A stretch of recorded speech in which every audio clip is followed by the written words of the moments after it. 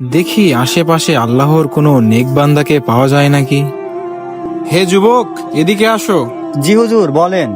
আমার এক হাতে আছে জায়নামাজ, আর এক হাতে আছে টাকার গাছ, তুমি কোনটা নিবে? আপনি কি পাগল হয়ে গেছেন নাকি? টাকার আবার গাছ হয় নাকি? বিশ্বাস হয় না তোমার? এই দেখো। আরে সত্যিই তো, তাহলে আমি টাকার গাছটাই নিব। এই নাও। এই গাছ দিয়ে আমি এখন আয়েশ করব। আহারে মূর্খ বালক।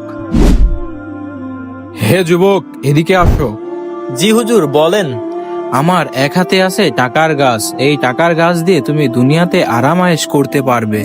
আমার আর এক হাতে আছে জায়নামাজ, যা দিয়ে তুমি নামাজ পড়লে আল্লাহর সাথে মিলে যেতে পারবে। এই দুইটার মধ্যে তুমি কোনটি নিবে?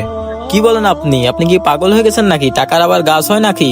বিশ্বাস হয় না তোমার? এই দেখো। আরে সত্যি তো, কোনটা যে নি? হুজুর, তাহলে আমাকে জায়নামাজটাই দেন। তুমি জায়নামাজটাই কেন বেছে নিলে? জায়নামাজ দিয়ে আমি নামাজ পড়বো। নামাজ হলো নবীজির চোখের মনি।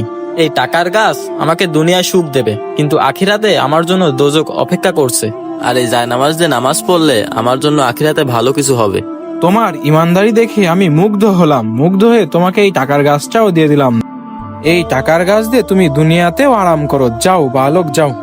বন্ধুরা, একসাথে পথ চলতে চায়, ভিডিওটি ভালো লাগে চ্যানেলটি অবশ্যই সাবস্ক্রাইব করবেন।